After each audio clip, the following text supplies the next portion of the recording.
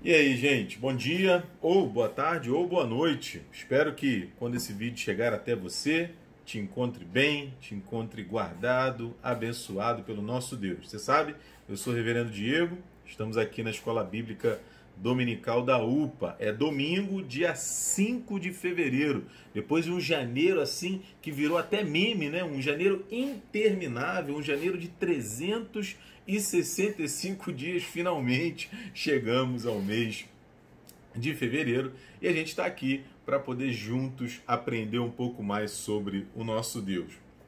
A ideia é a gente continuar aqui a nossa revista, uma viagem pela história da redenção. Na parte 6, a gente tem falado sobre as cartas do apóstolo Paulo, e como você já tem visto, né, acompanhado aí a Letícia e eu nas aulas anteriores, já tivemos 4 aulas, vale a pena dar uma olhada lá na nossa playlist, no YouTube da igreja, Escola Dominical, você vai encontrar lá as classes de adolescentes. Não é? E dá uma olhada nas aulas anteriores, a gente não está expondo, apresentando carta por carta, as 13 cartas do apóstolo Paulo. A gente está trabalhando temas importantes da teologia, daquilo que o apóstolo Paulo comentou nas suas 13 cartas. Então a gente está pegando os temas e trabalhando ali nas cartas que o apóstolo Paulo escreve. Então a gente já falou sobre as cartas em geral, falamos sobre uma vida crucificada, uma vida entregue a Deus, sobre a nova vida, sobre o pecado como uma coisa muito séria, a aula passada com a Letícia, e hoje a gente vai falar sobre uma tríade maligna. Como assim, Diego? Que doideira é essa, né? Tríade maligna. Como tá falando de quê? Eu tô falando do mundo, da carne e do diabo. O mundo, a carne e o diabo. Inclusive tem um livro muito legal, uma pena, eu esqueci de trazer, eu tô aqui na igreja, o meu tá lá em casa, do pastor Russell Shedd, pastor batista. É um livro fino, assim, não é, talvez não seja mais grosso ou mais fino do que esse aqui do Bernardo Shaw, Trabalho, Propósito e Descanso, que a gente deve usar aqui na nossa escola dominical. Esse daqui bem legal, né? É um livro bem condensado, em que o pastor Russell Shedd, já de saudosa memória, pastor batista, trabalhou muito bem essa temática, né, sobre o mundo, a carne e o diabo. O que é isso, Diego? De que você está falando? Não é? Esse é o nosso assunto de hoje. Espero que você esteja aí empolgado. Eu estou bastante empolgado. Lembrando que a gente tem as nossas aulas aqui pelo YouTube, né? Temos feito desde lá do início da pandemia, começando lá na revista número 1, falando sobre o Pentateuco. Está tudo aí no YouTube. Mas a gente tem também as nossas aulas presenciais, todo domingo, às 9h30 da manhã, aqui na Igreja Presbiteriana de Botafogo, Rua da Passagem, número 91, Rio de Janeiro. Né? Então aguardo você aqui também para a gente conversar presencialmente, o que sempre é muito melhor, não é, sobre esses temas. Então a gente vai orar para poder começar agora, pedir a bênção de Deus sobre o nosso encontro, e aí vamos começar a entrar no tema, beleza? Vamos orar então? Senhor, obrigado por esse tempo junto aqui com os teus filhos e as tuas filhas, e o grande privilégio que o Senhor nos dá de estudarmos a tua palavra, e especialmente num tema tão importante quanto esse, que fala sobre as lutas, Senhor, que nós enfrentamos na nossa vida e também para andar contigo. Ajuda-nos, Senhor, a entender isso e dá-nos, Pai, o discernimento, a compreensão do Teu Espírito Santo para lidarmos com tudo isso em nossas vidas. Abençoa a gente assim, Pai. Em nome de Jesus. Amém. Beleza? Vamos lá então. Né? Pode ser que tenha surgido aí na sua cabeça uma pergunta muito pertinente. Eu estou imaginando aqui. Né? Mas, Diego, vem cá, não é estudo bíblico? Não é escola bíblica dominical do domingo, mas eu estou aqui na terça-feira, 9h30 da noite, ouvindo. Né? Mas a questão é, não é estudo bíblico? Por que a gente vai falar de mundo? E que mundo é esse que você está falando? Vai falar de carne? Como assim? É picanha? Né? É patinho, lagarto? Né? De que você está falando? Diabo? Mas que é isso? De onde você tirou isso, cara? Né? Vamos lá, vamos por partes. Né? 2 questões para poder responder a essa pergunta. Em primeiro lugar, quando a gente fala de mundo, de carne, do diabo, a gente fala porque a Bíblia fala. de forma muito resumida, a gente fala do mundo como um sistema, como uma cultura que se opõe a Deus, se opõe à ideia de Deus, se opõe à palavra de Deus, se opõe ao agir de Deus. É disso que a gente está falando de mundo, claro, daqui a pouco eu vou explicar um pouco mais. Quando a gente fala de carne, a gente está falando da gente, né? Da gente. O apóstolo Paulo usa essa expressão, como a gente vai ver daqui a pouco, para falar da nossa humanidade, que também, tantas vezes, nos afasta de Deus. Tantas vezes assim, sabe Adão e Eva com vergonha de Deus? Lá em Gênesis capítulo 3, Deus está procurando, né, entre aspas, como se ele estivesse procurando mesmo, mas Deus, e Adão e Eva estão tentando se esconder de Deus. É por aí, a gente já vai falar. Então, assim, não é carne, não é de comer e tal, é a gente, é o nosso corpo, a nossa humanidade marcada pelo pecado. Esse é o ponto. E o diabo, né? A Bíblia fala sobre o diabo e a gente tem que falar sobre ele também, porque tem que entender como ele age, o que ele faz, né? Tipo o Globo Repórter, do que ele come, o que ele se alimenta e tal. A Bíblia fala sobre isso e a gente vai falar sobre isso também. Então, assim, a gente vai falar sobre o mundo, a carne e o diabo, como eu me referi agora há pouco, como aquela tríade maligna, não é? Que nos lança, ou pelo menos tenta nos lançar para longe de Deus. E se a Bíblia fala sobre isso, é claro, a gente tem que falar sobre isso também. Nós temos que estudar a Bíblia, e a Bíblia fala sobre esses assuntos. Então essa é uma primeira resposta. Por que estudar sobre o mundo, a carne e o diabo, sobre tríade maligna, sobre... Porque a Bíblia fala sobre isso. E em segundo lugar, é muito legal a revista aqui, um dos nossos editores fazem uma referência muito interessante. Não sei se você já ouviu falar. Tem um livro muito antigo, na verdade, antigão mesmo, é de antes de Jesus, que chama A Arte da Guerra. Então, um militar chinês chamado Sun Tzu, né, não sei se é assim que pronuncia, ele escreveu um livro com dicas para o príncipe, para o rei, para o general e tal, sobre a guerra. Né? Imagina, antes de Jesus, mais ou menos 400, 300 anos antes de Cristo. E aí ele escreve e virou assim literatura clássica, universal. Né? O pessoal que trata de negócios, de vendas, de academia, né? Estudo, academia não de exercício, estudo, né? Estudos acadêmicos e tal, estudam esse livro por causa das dicas que ele dá. Né? E uma das dicas que ele dá, e que cabe para a gente aqui hoje, é sobre conhecer a si mesmo e conhecer o seu inimigo, conhecer o seu adversário.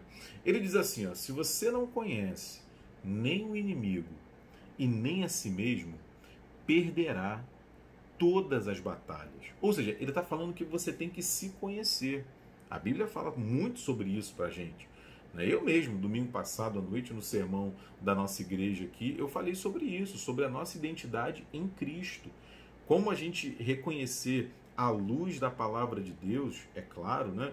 Quem nós somos, reconhecer o outro à luz da palavra de Deus, reconhecer o próprio Deus, porque às vezes a gente tem uma ideia sobre quem Deus é, mas não quer dizer que seja real, né? A gente pode estar errado.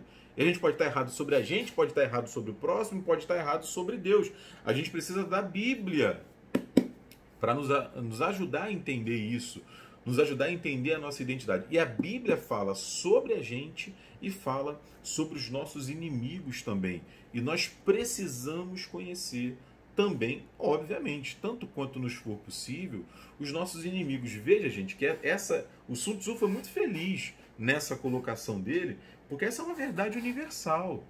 A gente tem grandes exemplos na história de derrotas e de vitórias espetaculares, porque se dedicou a isso.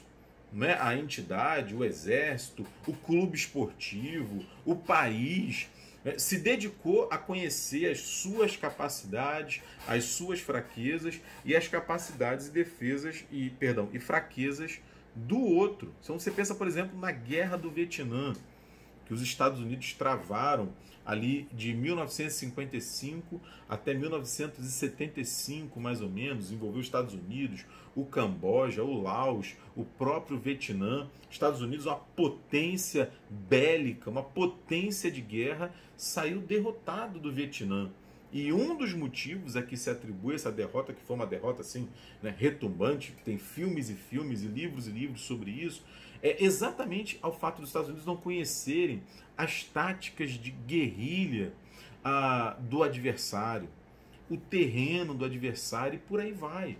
Então, assim, uma potência derrotada por um país muito menor, muito mais frágil economicamente, mas que soube usar as suas habilidades que eram, no mínimo, subestimadas pelos adversários, nesse caso, os Estados Unidos. Você vai para o esporte, por exemplo, é a mesma coisa. Você sabe que o Flamengo, né? Desculpa aqui a referência ao Flamengo, o Flamengo é campeão mundial, né? Interclubes, pelo menos como sempre se chamou ali a Taça Intercontinental, a Copa Toyota, disputada ali em 1981. O Flamengo ganhou do Liverpool. O Liverpool, na época, dá uma olhada depois, dá um Google, era a grande potência da Europa, campeão da então UEFA Champions League, se eu não me engano, era a Copa da UEFA o nome, mas é o que é hoje a Champions League, né? E o Liverpool era um time poderosíssimo, mas os próprios jogadores da época falaram que eles não se deram o trabalho, eles subestimaram o time do Flamengo, da América do Sul. A gente aqui, nós somos os reis da Europa, e o Flamengo atropelou o Liverpool 3-0, até a derrota do Santos do Neymar para o Barcelona, acho que 2010 ou 2011, não lembro agora, era a maior vitória em finais de Mundial, né? 3-0 o Flamengo em cima do Liverpool. Aí o Barcelona ganhou de 4-0 do Santos, mas durou aí, porque 30 anos quase, 30 anos, né? 81, 91, fazendo conta, o teólogo fazendo conta. 2001, não tem nada de matemática. 30 anos, gente. Uma loucura, não é? Por quê? Porque o Liverpool subestimou o seu adversário. Gente, a gente não pode fazer isso. Não é? Assim como quando a gente vai fazer uma prova, a gente estuda para a prova, né? Chegar para uma prova, seja ela do colégio, seja ela do concurso público, sem estudar, é subestimar o professor. Então, assim, o primeiro motivo para a gente falar sobre esse tema é porque a Bíblia manda a gente falar. Mas o segundo motivo é porque a gente precisa se conhecer e conhecer, nesse caso, o que a Bíblia aponta como os nossos adversários na nossa relação com Deus. E não apenas na nossa relação com Deus, mas na nossa relação também entre a gente. A saber, o mundo, a carne e o diabo. Vamos lá. Vamos entender um pouco mais, com mais detalhes aqui, o que é isso. Espero que você... Melhor dizendo, espero que eu esteja conseguindo me fazer entender. Vamos falar do mundo, então. Gente, o mundo na Bíblia, ele aparece de várias formas. Então, por exemplo, vai aparecer mundo na Bíblia como terra, como o planeta, como terra mesmo, chão que a gente pisa, vai aparecer várias vezes na Bíblia. E aí isso não tem assim uma conotação necessariamente boa ou ruim, está apenas descrevendo a terra. Vai dizer que Deus criou a terra. Romanos 1,8, por exemplo, vai dizer, o apóstolo Paulo vai dar graças a Deus mediante Jesus, porque em todo o mundo é proclamada a vossa fé, ou seja, em todos os lugares, é isso que o apóstolo Paulo está falando. A fé dos cristãos da igreja de Roma está sendo anunciada. Lá em Efésios, no capítulo 1, versículos 3 e 4, ele vai dizer que Deus nos chamou, nos escolheu desde antes da fundação do mundo, ou seja, desde antes de o mundo existir. Então vai acontecer isso. Em outros momentos, o mundo vai aparecer como aqueles que foram amados por Deus. Olha que coisa legal. Né? Como aqueles que foram escolhidos, eleitos por Deus. Então, talvez o versículo mais famoso da Bíblia, e você deve até saber de cor, que é João, capítulo 3, versículo 16, o apóstolo João fala isso. Né? Deus amou o mundo de tal maneira que deu o seu Filho unigênito para que todo aquele que nele crê não pereça, mas tenha a vida eterna. Tá vendo?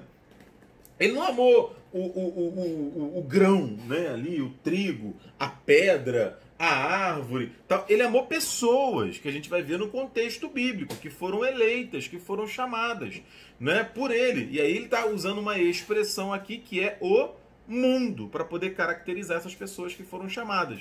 Não é? Então, assim, uma outra maneira de descrever mundo na Bíblia. Agora, tem uma terceira maneira que vai aparecer algumas vezes também, né? Que é aquilo que eu me referi agora há pouco, como um sistema, como uma cultura, como um modelo de pensamento contrário a Deus, anti-Deus, contra Deus, que se opõe a Deus. E aí a Bíblia vai chamar isso também outras vezes de mundo. Então, por exemplo, olha só um texto, Efésios, eu estou aqui com as minhas 78 laudas aqui, né? E aí os textos já estão ali colados para poder facilitar aqui o nosso trabalho. Mas eu, claro, né, convido você a abrir aí na sua Bíblia também. Efésios 2, de 1 a 2, ele diz assim: Ele vos deu vida, estando vós mortos, ele, Cristo, né? Vos deu vida, estando vós mortos nos vossos delitos e pecados, nos quais andastes outrora, segundo o curso deste mundo, segundo o príncipe da potestade do ar, do espírito que agora atua nos filhos da desobediência. Tá vendo quanta informação o Paulo deu aqui pra gente? Ele falou, primeiro ele disse que a gente estava morto, né? É uma metáfora, é claro, né? Eu tô aqui, eu tô vivo, eu não morri, né? Mas ele vai dizer que nós estávamos mortos por causa dos nossos pecados, porque o nosso pecado nos afasta de Deus. E aí, gente, viver afastado de Deus, né? É como o C.S. Lewis tem uma metáfora para isso, né? É você pegar e desligar o ventilador da parede, né? E você sabe que o ventilador ele fica ali girando ainda um tempinho, depois ele para, né? Aquele tempinho que ele fica girando, ele já está sem energia, ele vai parar, né? Então, assim, a gente desligado de Deus, a gente fica igual aquele ventilador. A gente até gira um pouquinho, mas a energia já foi desligada, daqui a pouco vai parar. É isso que ele está falando ali. Ele vos deu vida quando vocês estavam mortos nos vossos delitos e pecados. Aí ele diz, nos quais vocês andavam outrora. Ou seja, era a vida que a gente levava afastado de Deus, em pecado, né? Aí ele diz, segundo o curso deste mundo. Ora, mundo aqui não é terra, né? Não é chão, não é criação. Mundo aqui não é o que Deus amou de tal maneira. Né? Mundo aqui é esse sistema. São essas ideias, é uma espécie de cultura que se opõe a Deus, como eu estou tentando dizer. Caracterizada, ele continua, não é? Por uma liderança desse príncipe da potestade do ar, que é uma expressão, é um nome, é um apelido para o próprio diabo, para o próprio Satanás. Não é? Aí ele fala do espírito que agora atua nos filhos da desobediência. Filhos da desobediência são aqueles que não são filhos da obediência, que são os filhos de Deus. Essa é a ideia. Então, assim, segundo o curso desse mundo, é andar contrário a Deus, contrário à vontade de Deus, contrário à palavra de Deus. A tradução de A Mensagem, que é essa daqui, que é a tradução do reverendo Eugene Peterson, né, que foi publicada aqui no Brasil também, espetacular, espetacular. Aliás, eu comecei a ler essa semana agora, só um parênteses, né, no Kindle, uma biografia nova do Eugene Peterson, Fogo em Meus Ossos, muito legal.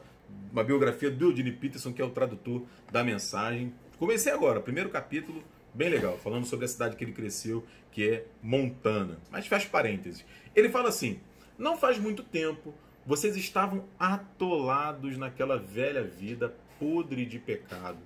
Haviam permitido que o mundo, que não sabe nada a respeito da vida, dissesse a vocês como viver. Enchiam os pulmões com a fumaça da incredulidade e exalavam desobediência. Está vendo? É assim que vive quem vive segundo o curso deste mundo. É isso que o Paulo está falando, né? Então, assim, a ideia de mundo como parte dessa tríade maligna que faz oposição a Deus e nos tenta, ou seja, nos leva a nos afastarmos de Deus, é uma coisa muito séria, que está aí diante de nós. É só a gente ler o jornal, ler a revista, e a gente percebe isso, vê a televisão, YouTube, Instagram, TikTok, você vê que é um sistema de pensamento que tenta desmerecer Deus, desvalorizar Deus. E a gente precisa estar atento para isso. Por isso que num outro momento o Paulo vai dizer, que em Cristo nós somos desarraigados desse mundo. É Gálatas capítulo 1, versículos de 1 a 4. Ou seja, Deus tira as nossas raízes deste mundo. E você sabe, a raiz é como a árvore consegue os seus nutrientes, é como ela cresce, é como ela se expande, é como ela sobrevive. E ele fala que as nossas raízes foram tiradas desse mundo, dessa cultura, né? E a gente foi plantado em Deus. Ou seja, a gente não ficou aí flutuando, né? Mas as nossas raízes agora estão plantadas em Deus. Em outro momento, ele escrevendo aos Filipenses, capítulo 1, versículos 13 e 14, ele vai dizer que Deus nos tira do império das trevas, do mundo das trevas, e nos planta, nos transporta para o reino do Filho do seu amor. Então assim, a gente está no mundo ainda, a ideia bíblica, né? Mas a gente não pertence ao mundo. A gente não anda segundo o curso deste mundo. Essa é a ideia. E aí eu me lembrei de um exemplo que eu li uma vez, muito interessante, que é o exemplo da embaixada. Você sabe o que é uma embaixada, né? Aquele local ali, aquele prédio, aquele complexo em que num país estrangeiro os países têm a sua representação. Então você vai em Brasília, lá em Brasília lá tem a rua lá das embaixadas. Então tem a embaixada dos Estados Unidos, embaixada do Japão, embaixada do Irã, embaixada, sei lá, da Rússia, né? A pessoa que está lá na embaixada, normalmente, né, ela é russa. Ela gosta de comida russa. Ela fala russo. A cultura dela é russa. Os parentes dela são russos. Mas ela momentaneamente está no Brasil. Ela está no Brasil. Então essa é a ideia. A Bíblia vai dizer que nós somos cidadãos do céu, porque fomos alcançados por Jesus e somos plantados nele. Mas momentaneamente a gente ainda está aqui, né? Aqui nesse mundo que muitas vezes se opõe a Deus. E aí a pergunta e o desafio que fica é como que ele faz para viver nesse mundo? Como é que faz para viver como um estrangeiro nesse mundo? O Paulo nos ajuda em alguns textos. Por exemplo, um texto famoso sobre isso é o texto de Romanos 12, 1 e 2, quando ele fala, ó, meus irmãos, eu rogo a vocês, pelas misericórdias de Deus, ou seja, se lembrem do amor e do cuidado de Deus, que vocês apresentem o corpo de vocês como sacrifício vivo, santo e agradável. O que ele está querendo dizer com isso? Eu não tenho que arrancar minha cabeça, derramar sangue lá como eram os sacrifícios. Não, tanto que o sacrifício é vivo, né? O sacrifício é... Ou seja, ele está dizendo aqui o seguinte, né? Deixa eu terminar a leitura. Santo e agradável a Deus, que é o vosso culto racional. E não vos conformeis com este século, mas transformai-vos pela renovação da vossa mente, para que experimenteis qual seja a boa, agradável e perfeita vontade de Deus. Esse texto aqui é profundo. Ele é profundo e ele toca em todos os temas, de alguma maneira, da nossa aula. Porque ele fala a essa pergunta, poxa, Diego, como é que eu combato, então, essa cultura aí e esse mundo que se opõe a Deus? Em primeiro lugar, lembrando da misericórdia de Deus, lembrando do amor de Deus por nós, lembrando que Jesus morreu na cruz, lembrando que Jesus deu a vida dele por nós, lembrando que a gente só tem vida por causa da vida de Jesus, lembrando que ele está do nosso lado, ele não está contra nós. Em primeiro lugar, tudo começa com Jesus, gente, tudo começa com Jesus. Mas ele não para aí, ele continua, né? Fazendo isso, a partir disso, a gente precisa buscar viver não da maneira como a gente mesmo pensa, como eu falei agora há pouco, porque a gente pode pensar errado, né? É por isso que ele fala de apresentar o nosso corpo como sacrifício vivo, santo e agradável a Deus. O que é isso? É se entregar para Deus, porque era isso que se fazia com o sacrifício. Ele era entregue à divindade. Então, a gente se entrega a Deus, mas, Diego, loucura, como é que eu vou me entregar a Deus? Não é? Por exemplo, de forma muito prática, não é? Eu tenho um desejo, só que esse desejo, à luz da palavra de Deus, ele é errado, é pecado.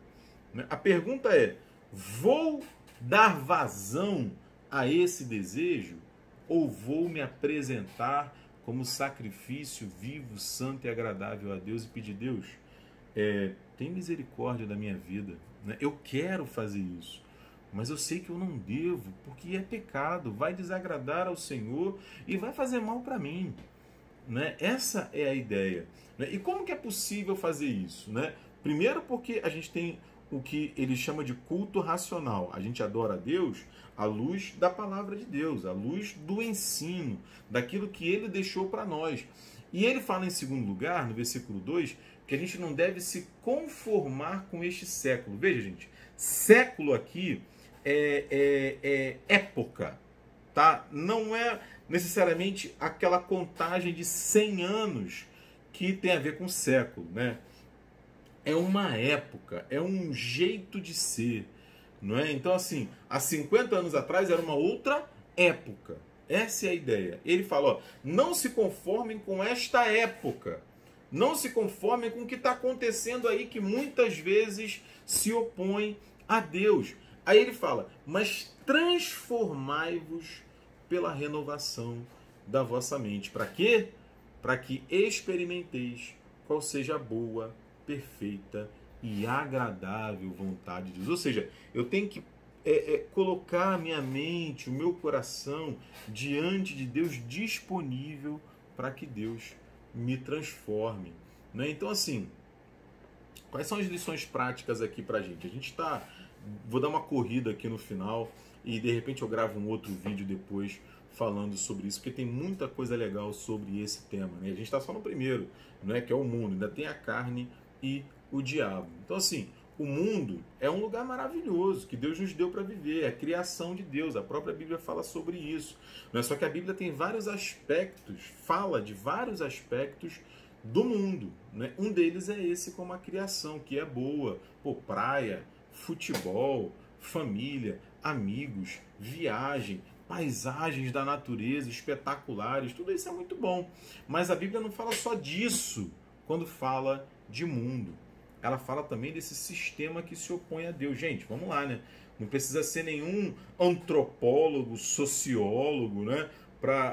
Filósofo, para perceber que, puxa, o nosso mundo tem um monte de coisa que não tá legal, né? E a gente vai compactuar com isso, vai concordar com isso. Esse é que é o ponto. E a gente precisa pensar, o que está moldando a minha vida hoje? O que está guiando a minha vida hoje? O que está orientando a minha vida hoje?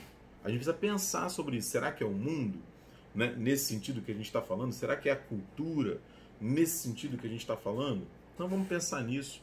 Não é? O que a gente ama hoje? Não é? Tem um filósofo canadense que chama James Smith, James K. Smith. Eu acho que é assim que fala o nome dele. Que ele tem um livro que chama... Eu não estou com ele aqui. Na verdade, eu tenho ele para o Kindle. Eu acho que o meu Kindle acabou a bateria, né? Eu não carreguei ele, né? Chama... vai aparecer aqui, quer ver? Aqui, ó, consegui. Tá com bateria. Deixa eu botar na capa. Um segundinho. Vai, filho. Vai, filho. Vai, filho. Puxa vida. Pedi pra botar na capa. Não aparece a capa? Não, tem que aparecer, né? Pô, gente. Não aparece a capa. É engraçado. Puxa, desculpa, gente. Tá, acho que eu vi. Pelo menos para a primeira página. Foi. Aqui, ó. Desculpa aí a demora. Você é aquilo que ama. É muito legal, não é? Esse livro. Por quê? Qual é a pegada dele? A pegada dele é a seguinte, não é? A gente vai se envolver, vai se dedicar, vai gastar nossa energia, vai buscar com alegria, com força, com prazer, aquilo que a gente ama. E aí o que ele chama a fazer, como eu falei no início da nossa aula, é conhecer o que a gente ama. Será que o que a gente ama é de fato aquilo que a gente deveria amar?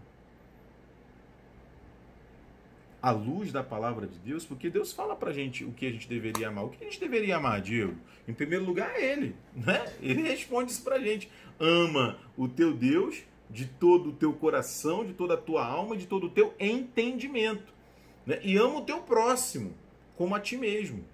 Então, assim, será que eu estou amando a Deus? Será que eu estou amando o meu próximo, meus pais, meu irmão, meus amigos, minha família, a mim mesmo? Ou será que eu estou deixando que a minha mente, o meu coração sejam moldados por esse mundo que se opõe a Deus? Não é? Vamos pensar sobre isso. Eu vou terminar a aula aqui e vou gravar um outro vídeo para a gente continuar. Por quê? Vou resumir aqui e aí depois eu gravo o outro vídeo com os outros temas mais elaborados, né? Então, primeiro, a gente falou sobre o mundo. Mas, em segundo lugar, faz parte também dessa tríade o diabo, né? Gente, a Bíblia fala sobre o diabo. Então, o C.S. Lewis, no Cartas de um Diabo ao Seu Aprendiz, ele tem uma citação muito maneira. Ele fala que a gente incorre, a gente ser humano, em dois erros terríveis em relação ao diabo. Então tem um grupo que não acredita que o diabo existe. Não, isso é história, isso é conversa fiada, isso não tem nada a ver. E tem um outro grupo que acha que assim, o diabo é Deus, que o diabo é super poderoso, que o diabo domina tudo, que o diabo faz tudo, que tudo é o diabo. São os extremos, né? Tá vendo aqui? Eu tô tentando aqui os extremos. Os extremos. E tá errado. Os dois extremos estão errados. Não é? Porque ele existe, a Bíblia fala sobre ele, Jesus tem ali o seu embate com ele em Mateus capítulo 4, né? Várias vezes vai expulsar demônios e tal, aparece no Antigo Testamento com Jó e outros textos. Então existe, a Bíblia fala sobre isso, né? Mas também fala que o poder dele está limitado por Deus, não é que ele já está derrotado. Jesus derrotou ele na cruz, só que ele ainda age, né? Ele ainda age, porque Deus ainda permite que ele haja até o dia da ressurreição, até o advento, quando ele vai ser destruído de vez, e a gente vê isso no Apocalipse. Mas enquanto ele está aqui agindo, Jesus fala que ele veio para roubar, matar e destruir. Ou seja, ele é assassino, ele é mentiroso. Ele mente sobre quem Deus é. Ele mentiu para o Adão e para Eva. Ele mente para a gente, falando que a gente não é bom, que a gente não faz o suficiente, que a gente não é amado por Deus. É muito interessante, porque isso é exatamente o que Deus fala para Jesus, né? Quando Jesus é batizado. É muito interessante isso. Jesus é batizado lá com João Batista e Deus fala para Jesus, né? E todo mundo ouve: esse é o meu filho amado, em quem eu me comprazo.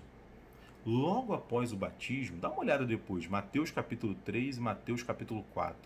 Logo após o batismo, Jesus é tentado por Satanás. E as palavras que o diabo usa para tentar Jesus eram exatamente para minar, ou tentar minar, aquilo que Deus havia falado para Jesus. Então, assim, a gente precisa ouvir o que Deus tem para nos dizer. Ouvir a verdade de Deus para combater as mentiras do diabo, né? Isso um resumo, né, sobre o diabo. Mas em terceiro lugar tem também a carne, que é a nossa condição pecaminosa, né? Então, assim, desde que a gente pecou no Éden e a gente herdou o pecado do Adão e da Eva, né, a gente está, como eu falei no início da aula, se escondendo de Deus. A gente tem medo de Deus, a gente duvida de Deus, a gente, será que Deus vai fazer? Será que não vai? A Bíblia está cheia de exemplos disso e a nossa própria vida também. Então, assim, a nossa carne, o nosso corpo, a nossa mente, o nosso coração, muitas vezes está inclinado a parte de Deus, para longe de Deus. E a Bíblia nos chama a enfrentar isso de várias maneiras, né? Primeiro, acolhendo a Deus e a sua palavra, como Jesus fez. Poxa, eu sou filho amado, eu posso confiar. Então a Bíblia fala, por exemplo, que a gente pode usar a armadura de Deus, lá em Efésios 6, de 10 a 18, né, quando ele fala do capacete da salvação, da couraça da justiça, da espada da fé. A Bíblia fala para a gente buscar a vontade de Deus e se sujeitar à vontade de Deus. A Bíblia fala para a gente se encher do Espírito, para a gente orar, para a gente ler a Bíblia, para a gente ter uma vida comunitária da igreja, né? Porque aí a gente vai olhando para o outro, que tem as mesmas lutas que a gente, mas que consegue vencer. consegue superar, e a gente se inspira um no outro e se auxilia um no outro.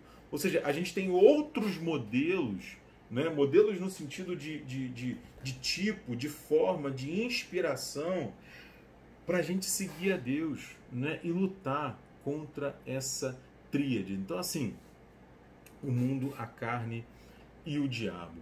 Né? Para a gente caminhar para o final, é importante que a gente conheça a gente mesmo e que a gente conheça os nossos adversários. À medida que a gente vai conhecendo mais a Deus, a gente conhece mais a nós mesmos. E aí eu pergunto para você, né, quais são as suas batalhas hoje? Com o que você está lidando hoje? Qual é o medo que você tem? Quais são as dúvidas que você tem, que eu tenho? Né? Tem algum pecado que a gente está lidando assim de forma recorrente e não consegue vencer? Cara, escreve isso. Coloca isso diante de Deus. Pede ajuda em oração. Né? Vem aqui na igreja, alguém, o pastor, conversa com seus pais, né? Que são aqueles que amam você de verdade, incondicionalmente. Porque a Bíblia coloca diante de nós ferramentas poderosíssimas para a gente vencer, com a graça de Deus, essa tríade maligna. Porque Deus é muito maior, o Espírito Santo é muito maior, Jesus Cristo, seu amor são muito maiores do que o mundo, a carne e o diabo.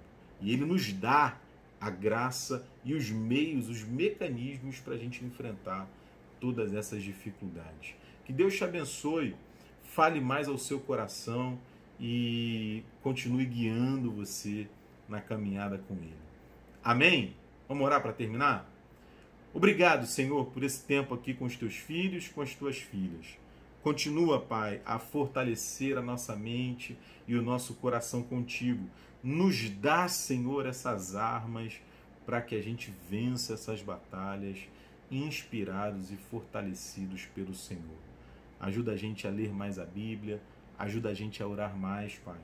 Ajuda a gente a estar presente na vida comunitária e assim fortalecermos e abençoarmos uns aos outros.